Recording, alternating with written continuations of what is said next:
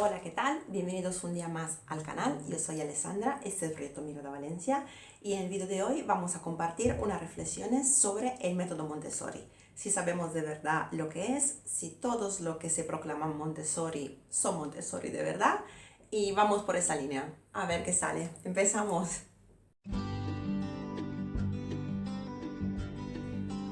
No sé el título que le pondré a este vídeo. Preparándolo sí que leí un artículo que se llamaba "No es todo Montessori lo que reluce", que me llama mucho la atención, y vamos a hablar un poco de esto.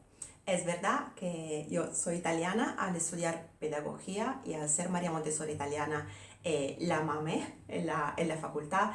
Pude leer casi todos sus libros, muchísimos de sus libros directamente de su puño y letra.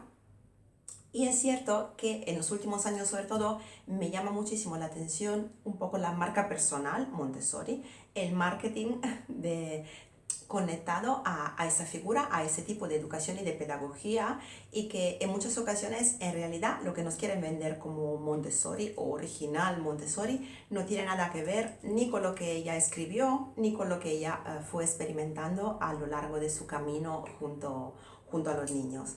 Así que me he documentado un poco para ver cuáles son estos falsos mitos que están alrededor de su filosofía educativa y en cambio cuáles son las claves que sí han salido de su boca y cómo podemos adaptarlas al día a día con nuestros niños.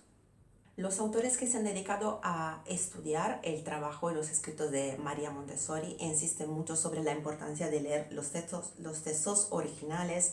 En muchas ocasiones lo que nos llega son traducciones de traducciones y se pueden perder algo de sentido. Y es verdad que la filosofía educativa de María Montessori es muy compleja, a veces puede parecer bastante rígida, pero también es cierto que hoy en día, sobre todo, se ha convertido en una verdadera moda, sobre todo en el tema de los colegios privados, que se proclaman declaradamente montessorianos, y cuando entras un poquito más a fondo vas a ver que no tienen mucho que ver con ellos.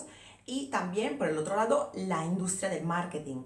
He hecho una búsqueda rápida para preparar este vídeo, poniendo por ejemplo en Amazon juguetes Montessori o peluches Montessori, y salen un montón de cosas que no tienen nada que ver con ella. De hecho, ella nunca dijo jamás que un peluche podía servir o lo utilizó ella por algo. Todo lo contrario, realmente. Así que si estáis más interesados en ver cuáles son las calidades de un colegio para que sea montessoriano o sea aprobado, o los títulos y las características que tienen que tener las guías Montessori, os dejaré enlazado unos artículos de referencia para que podáis leerlos. Aquí yo me refiero más a nuestro papel como padres y a la hora de saber si es de verdad lo que le compramos o cómo trabajamos o jugamos con ellos es de tipo montessoriano o es un falso mito. Una definición que me parece que es universal sobre el método Montessori y que también está recogida en Wikipedia es que los niños aprenden jugando, o sea, a través del juego se logra el aprendizaje. Realmente, que yo sepa, ella nunca ha dicho eso, al revés. Ella decía que una vez se apartan los niños de los juguetes y del juego simbólico y se le pone a trabajar de verdad, los niños trabajan sin esfuerzo. O sea que tanto es el placer y el gozo de poder alcanzar unos resultados, de aprender a hacer algo, que no sienten el esfuerzo. Entonces que están trabajando 2 horas, pero están felices y calmados y con ganas como si estuvieran jugando. Pero no que el juego en sí da el aprendizaje. El aprendizaje, según la autora, lo da el trabajo, un trabajo real. Y tanto es el gusto que ellos le cogen en aprender cosas a través de ese trabajo, que no le cuesta esfuerzo llevarlo adelante para muchas horas seguidas, por ejemplo, como era en su caso.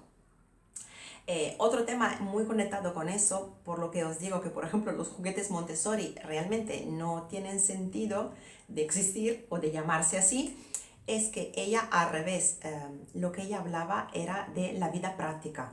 Los ejercicios de vida prácticas no hacen que los niños simulen hacer cosas. Al revés, los niños dejan de simular de hacer cosas a través del juego simbólico para aprender a hacer cosas.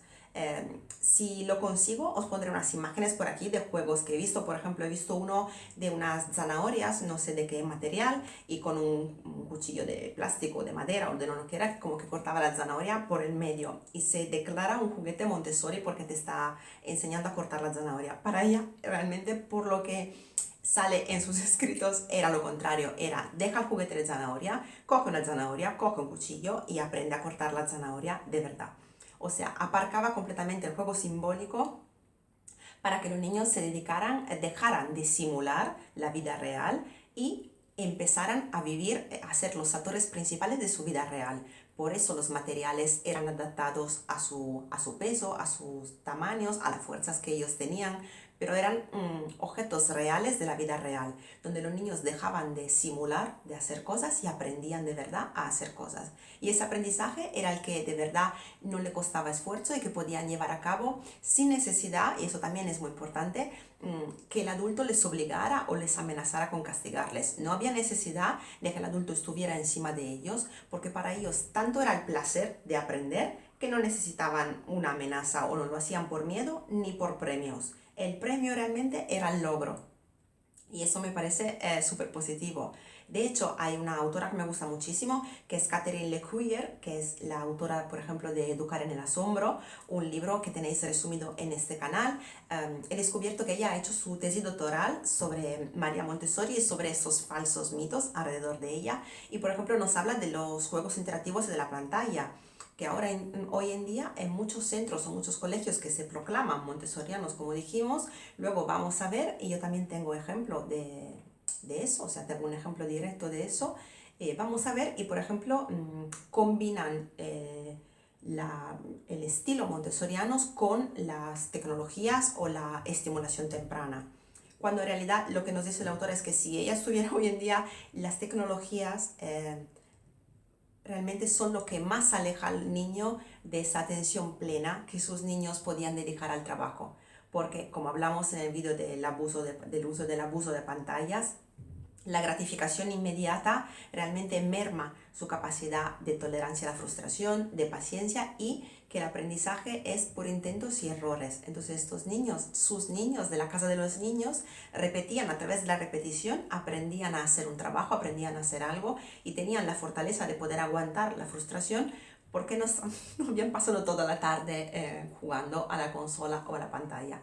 Hoy en día realmente sería muy difícil llevar a cabo el método Montessori de una forma pura con niños que están acostumbrados a las tecnologías, y menos aún si estas dos variables convivieran de la mano. De hecho, juegos interactivos Montessori podemos buscar y podemos encontrar, pero no nada más lejos de lo que la autora promovía y pensaba y quería también difundir. Ella insistía mucho sobre el papel del adulto al lado de los niños que estaban aprendiendo. En la parte de la escuela sería el guía, pero hemos dicho que aquí nos limitamos más a la relación entre padres y hijos. Entonces ella nos dice que el papel fundamental del adulto es el de mantenerse a un lado y de observar al niño que aprende. Hay una frase suya que dice: espera mientras observas. Observa, observa, observa y observa al niño que aprende. Y simplemente puedes intervenir y acompañarles, y eres la bienvenida o el bienvenido cuando el niño lo necesita y cuando es capaz de pedírtelo. Muchísimas veces no sustituimos a ellos cuando vemos, sobre todo cuando son pequeños, que vemos que están intentando algo pero no lo logran, se ponen nerviosos, igual lo tiran de un lado para otro, y nosotros enseguida vamos y le enseñamos cómo se hace, o se lo cogemos de la manita o le acompañamos la mano. Ella insiste en la importancia de mantenernos a un lado, que realmente la presencia del adulto en el proceso de aprendizaje de los niños debería ser de puntilla, de gravitar alrededor de él para hacerle saber que ahí estamos, con mucha cercanía, mucho cariño, mucha empatía, pero dejando que los tiempos sean los dueños de este aprendizaje, y que si un niño no logra hacer algo, no es porque ningún adulto se lo haya dejado de enseñar, es porque no está aún en la etapa para aprenderlo. Entonces simplemente no es su momento, y a través del ensayo y error será como de verdad hay aprendizaje. Y también os voy a leer una frase suya, directamente suya, que es: a ellos, pone, a los niños, le gusta hacer cosas solos, a veces casi en privado, por temor a una ayuda inoportuna. O sea, realmente lo que creemos que es favorecerle, les está obstaculizando en el aprendizaje. Entonces, en esa parte insiste mucho sobre el papel del cuidador del niño, que sea el papel de un observador y que simplemente intervenga en momentos puntuales cuando el niño de verdad lo requiere y así lo demuestra. Y también, súper importante, y eso, ella es del 1850, me parece, por ahí. O sea, es una mujer antigua, pero que ya insistía en eso, en la importancia que el principio educativo que sustenta su método es tratar a los niños como nos gustaría ser tratados a nosotros. Entonces, desde el mismo respeto, con la misma cercanía y empatía, dándole confianza, estando a su lado si lo necesitamos, pero sin pisar sus tiempos, su ritmo, la capacidad que le permite en cada momento hacer una cosa o otra. Simplemente esas eran las claves que quería compartir con vosotros y un poquito ese tema, el hecho de que no todo lo que a los que le ponen la pegatina de Montessori es Montessori de verdad, que lo más aconsejable si queremos conocer su método, que eso no significa tener que aplicarlo a rajatabla, pero para nada, pero para saber de verdad qué era lo que ella pensaba, sobre cómo experimentaba, el leer los textos que tengan menos traducciones posibles, directamente sus textos y sobre todo ahora cuando vemos que el marketing y la moda se ponen así delante y una cosa por poner la pegatina de Montessori vale 3 veces tanto la otra que no la pone, intentar tener un espíritu un poco crítico y defendernos también de estas modas que ven en los padres como siempre a un lago desde que pueden coger mucho. Me encantaría saber vuestras reflexiones, si estáis de acuerdo, si no estáis de acuerdo, si habéis estudiado Montessori y si queréis aportar algún punto más. Y por mi parte, nada más, os mando un beso muy grande, gracias por estar ahí y nos vemos en el siguiente video. Todo lo que